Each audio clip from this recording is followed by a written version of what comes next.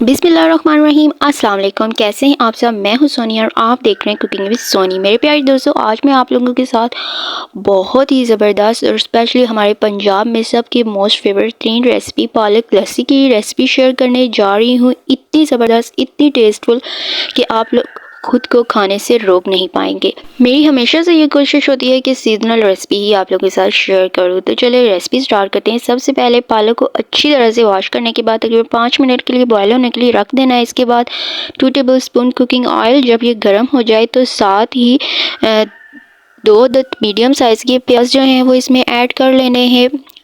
और प्याज ऐड करने के बाद यहाँ पे मैंने इसको तकरीबन 2 मिनट तक कुक कर लेना है। 2 मिनट कुक करने के बाद साथ ही यहाँ पे मैंने ऐड किया है गार्लिक और जिंजर पेस्ट ऐड कर लिया है। गार्लिक जिंजर पेस्ट ऐड करने के बाद साथ ही मैंने यहाँ पे नमक जो है वो 1.5 टीस्पून नमक ऐड कर लिया है। इसमें नमक पहले ऐड करने का फ़ायदा ये होता है कि ये प्याज जो है बहुत जल्दी गल जाता है। अब यहाँ पे प्याज को तकरीबन लाइट ब्राउन होने तक कुक कर लेना है। जब प्याज की शक्ल लाइट ब्राउन हो जाए तो फिर इसके बाद इसमें मैंने ऐड कर लिए हैं टमाटर, तकरीबन 2 अदद मीडियम साइज़ के टमाटर, यहाँ पे 3 अदद हरी मिर्चें ऐड कर ली हैं मैंने। अब इसको इन सब में तकरीबन 5 मिनट तक कुक कर लेना है जब तक टमाटर जो है वो अच्छी तरह गल नहीं जाते। और टमाटर अगर थोड़े से हार्ड हों तो इसमें थोड़ा सा पानी ऐड कर लें तो टमाटर बहुत जल्दी गल जाएंगे। इसके बाद साथ ही मैंने स्पाइसेस ऐड किए, जिसमें से मैंने 2 टीस्पून यहाँ पे मैंने पिसा हुआ धनिया, 1.5 टीस्पून कुटी हुई लाल मिर्च और 2 टीस्पून मेथी, 1 टीस्पून हल्दी और साथ ही मैंने ऐड किया है तंदूरी मसाला 1 चम्मच। और मसाले जो हैं वो आप लोग अपने टेस्ट के हिसाब से ऐड कर सकते हैं। नमक मैंने पहले ही ऐड कर लिया था, इसलिए इस टाइम मैंने नमक ऐड नहीं किया। अब इन सब को इसमें कुक कर लेना है तकरीबन 5 मिनट तक। 5 मिनट कुक करने के बाद जब मसाला जो है वो ऑयल सेपरेट कर दे तो फिर इसके बाद इस पर मैंने ऐड कर ली है पालक, जिसको ऑलरेडी बॉईल कर लिया था। अगर पालक बॉईल ना भी करें तो ऐसे ही भी ऐड कर सकते हैं, लेकिन वो उसमें ज़्यादा टाइम लगेगा। तो इस तरह से ऐड करेंगे, बॉईल करके ऐड करेंगे तो ये आपका इतना वक्त भी नहीं लगेगा, वक्त भी बच जाएगा और पालक भी बहुत अच्छे तरीके से कुक हो जाएगी। तो इसी दौरान मेरे प्यारे दोस्तों, अगर आप इस चैनल पे हैं न्यू तो चैनल को कर दें सब्सक्राइब और वीडियो मेरी अच्छी लगे तो लाइक और प्यारा सा कमेंट कर दें।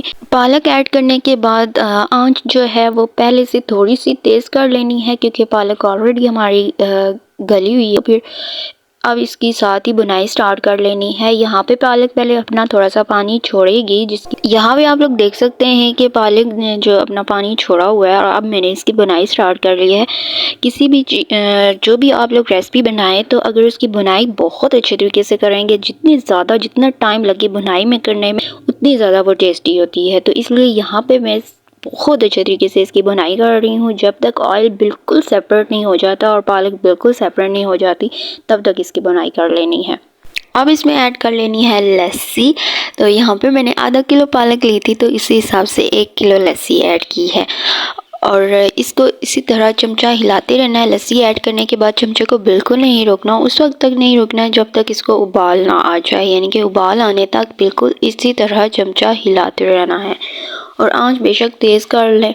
और इस तरह 10-15 मिनट गुजरने के बाद तेज़ आंच पे इसको उबाल आ जाता है। और इसके बाद अब मैं यहाँ पे ऐड करूँगी बाजरे के दाने, यानी कि इससे टेस्ट जो है वो और भी ज़्यादा अच्छा और टेस्टी हो जाता है। दाने ऐड करने के बाद अब इसको तकरीबन आधे घंटे के लिए मीडियम आंच पे छोड़ देना है। आधा घंटा गुजरने के बाद आप जितना आपको इसकी थिकनेस रखनी है उतनी रख के फ्लेम ऑफ कर लेना है। और फिर ये है इसकी फाइनल लुक। माशाल्लाह, मेरे अल्लाह ताला की शान, उसकी नेमतें, उसकी बरकतें, उसके फजीलतें जिसने मेरे खानों जायकों हाथों में रखी हैं।